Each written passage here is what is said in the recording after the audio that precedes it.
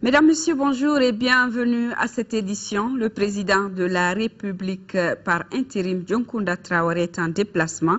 Il est arrivé à Nouakchott en Mauritanie. Il a été accueilli par son homologue mauritanien. Voilà donc le chef de l'État, le professeur Dioncounda Traoré, qui se trouve présentement à Nouakchott, où il prend part à la 15e session des chefs d'État et de gouvernement de l'organisation pour la mise en valeur du fleuve Sénégal. Au menu de la réunion qui se tient aujourd'hui même, plusieurs dossiers relatifs au fonctionnement de l'organisation intergouvernementale qui regroupe 4 pays membres, dont la Guinée, le Mali, le Sénégal et la Mauritanie. Ici, à Bamako, le ministre allemand de la coopération économique et du développement a achevé hier une visite de 48 heures au Mali, un séjour d'espoir qui aura permis de renforcer davantage l'axe Bamako-Berlin. Le diplomate allemand a déclaré que son pays renforcera son aide dans les domaines de la santé publique et de la décentralisation avec à l'appui plusieurs milliards de francs CFA. Le reportage de Mohamed Yara. C'est un pas de plus vers la sortie de crise au Mali. L'Allemagne vient de décider de reprendre sa coopération avec notre pays. La nouvelle est d'autant bonne que ce pays ami va accentuer son appui dans le domaine de la santé publique et la décentralisation. Nous allons atteindre un niveau de 15 millions d'euros pour les différentes mesures, c'est-à-dire un programme qui contribuera aussi à la réconciliation. S'ajoute à ces aides financières 2 millions d'euros qui vont être donnés pour développer les services de santé et les services sanitaires. Ce qui fait un total de plus de 11 milliards de francs CFA. Le diplomate allemand salue le retour à l'ordre constitutionnel et apprécie l'idée de la mise en place de la commission dialogue et réconciliation. En revanche, il dit non à l'impunité. Le conférencier s'est également prononcé sur la tenue des élections au mois de juillet prochain. Je peux vous annoncer que, après avoir accompli le processus de transition, après avoir élu un nouveau gouvernement, tout notre soutien et toute notre aide ira aussi vers le nouveau gouvernement. La presse allemande, elle, s'est plutôt intéressée à la question relative à la participation des réfugiés à ces élections.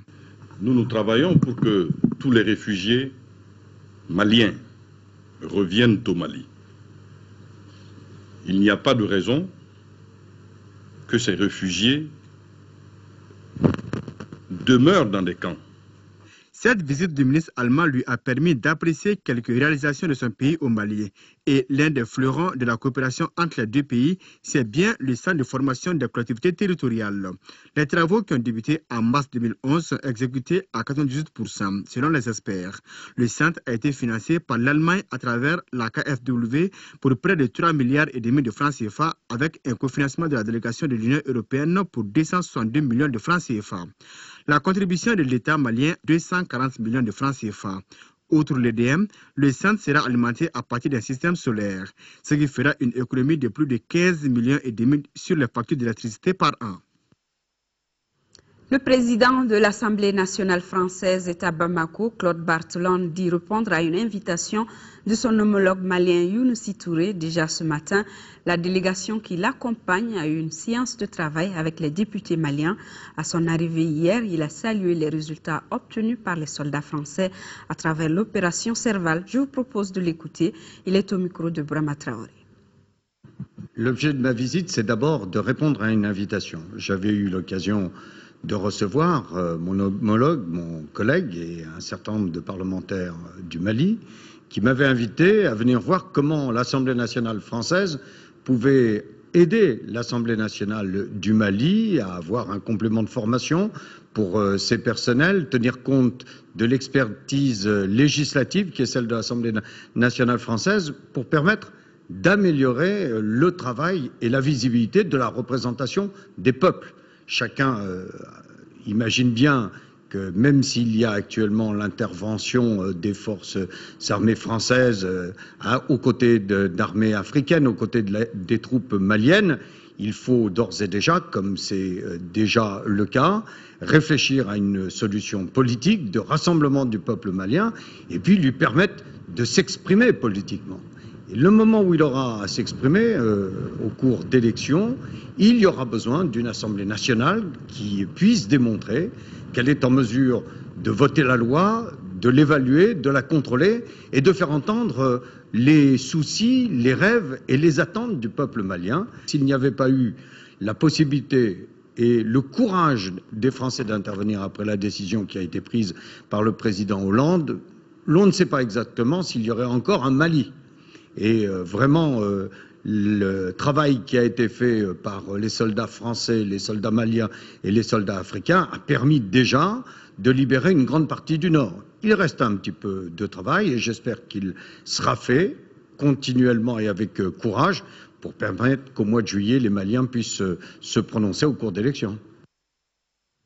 L'Union malienne Raoul Folero a visité le centre d'assistance aux invalides de la lèpre à Samanco, visite qui a permis de baptiser le centre et de s'enquérir de la situation des malades qui s'y trouvent. Cette visite s'inscrit dans le cadre du 60e anniversaire de la Journée mondiale de la lèpre. Le reportage de Fatim Kone.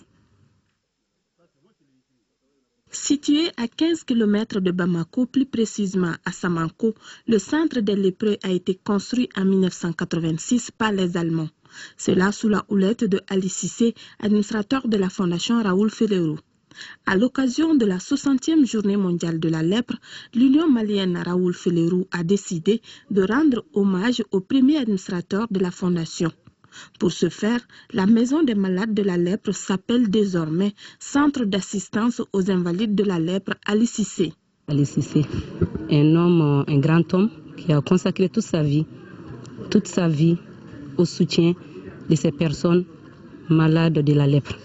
Donc c'est un grand signe de reconnaissance pour nous aujourd'hui. L'objectif de la journée d'abord c'est dire aux gens que la lèpre peut se guérir comme toute maladie et qu'elle n'est pas encore terminée, il faut être vigilant. Et deuxièmement, qu'on n'ait pas peur des lépreux. C'est des hommes comme les autres. Chaque année, on fête avec solennité, sous la haute plaine du président de la République. Avec l'état d'urgence, comme je l'ai dit, nous avons essayé de célébrer symboliquement. Et c'est pour cela que nous avons consacré la journée, la fête là, à Ali Cissé. Dans ce centre habitent une dizaine de familles. Ce sont en général des personnes âgées atteintes de la lèpre et sans soutien familial. Ici, les malades sont pris en charge par l'Union malienne Raoul Folero. Ils ont même un vestibule pour se récréer, échanger, afin d'éviter de vivre dans la solitude, comme l'a voulu Ali Cissé de son vivant. Le Lions Club International vient de lancer à Sikasso une vaste campagne de consultation, d'opérations oculaires et de distribution de lunettes. La cérémonie de lancement a eu lieu au stade Babemba Traoré sous la présidence du gouverneur de région. Le compte-rendu depuis Sikasso de Sekou Konati.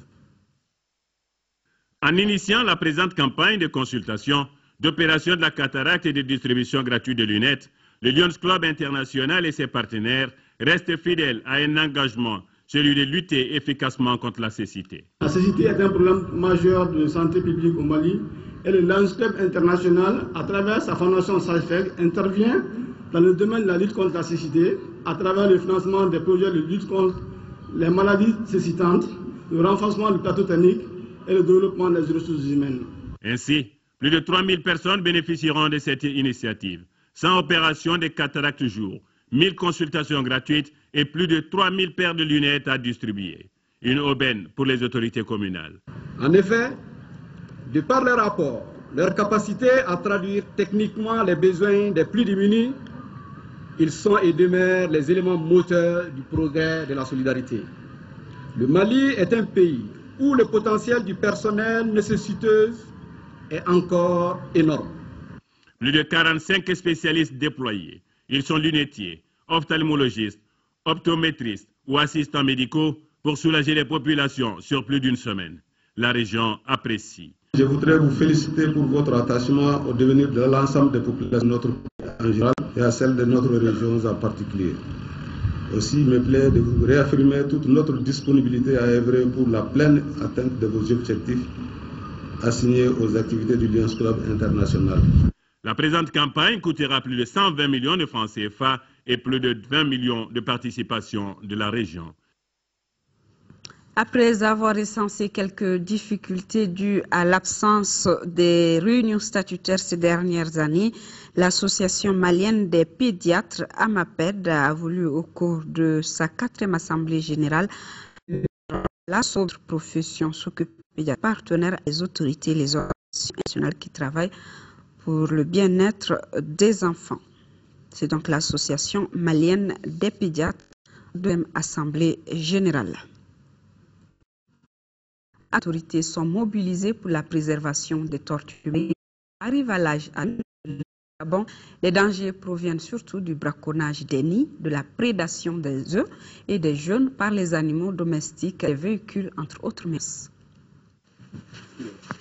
Cette nuit-là, c'est une drôle d'expédition qui débarque sur cette plage près de Libreville.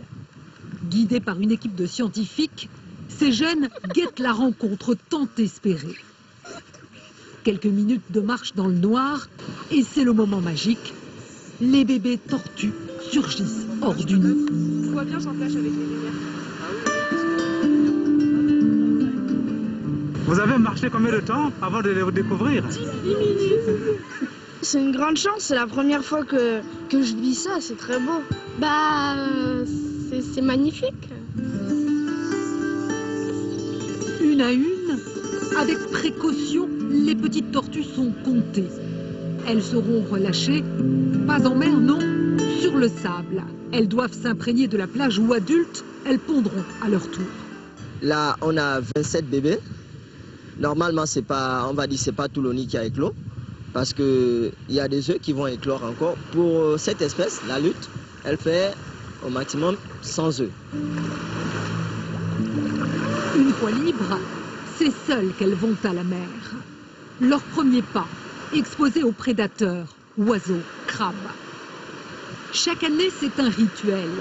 D'octobre à mars, les tortues luttes viennent pondre sur les plages du Gabon.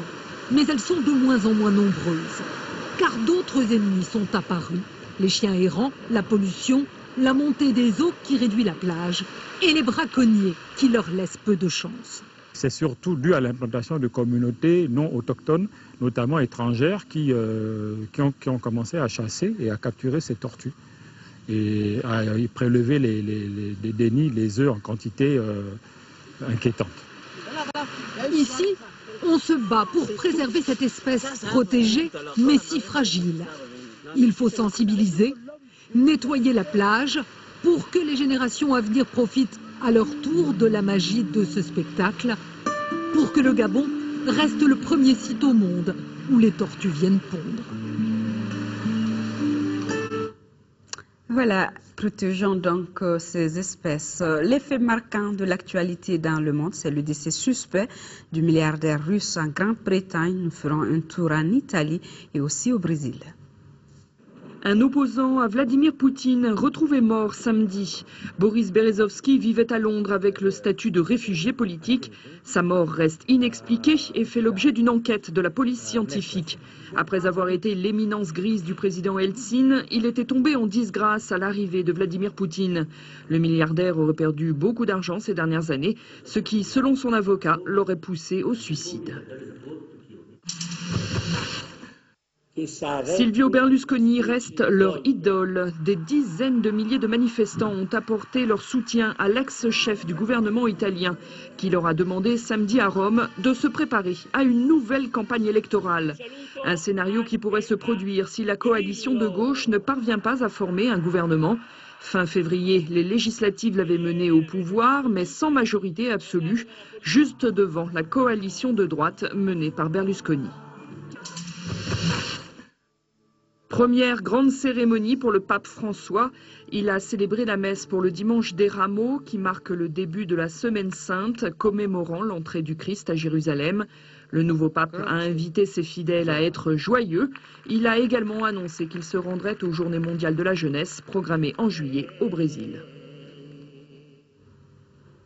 Les Aigles du Mali ont pris ce dimanche les 3 points de la 3e journée des éliminatoires de la Coupe du Monde 2014 En battant le Rwanda 2-1, cette victoire permet aux Aigles de se relancer dans la course pour la qualification au Mondial 2014. Ils occupent désormais la tête de leur groupe avec 6 points en attendant le match Algérie-Bénin prévu demain mardi. Khalifa Naman Traoré.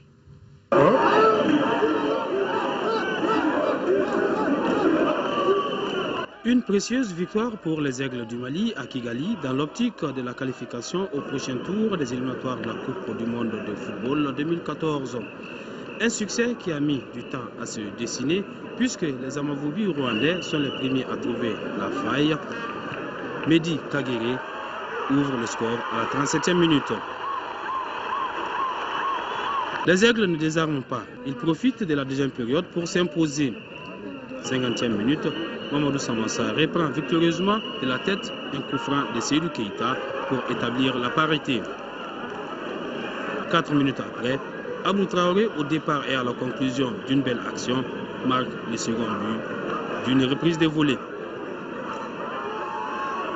À 2-1, les Aigles gèrent bien cette avance qui les place à la tête du groupe H avec 6 points en attendant le match Algérie-Bénin prévu ce mardi à Blida. Voilà, c'est tout pour cette édition. Merci de l'avoir suivi. Prochain rendez-vous 18h et 20h. Une présentation de Nyanya Aliou Traoré. Je vous retrouve si tout va bien demain à 10h. Merci et bon appétit à tous.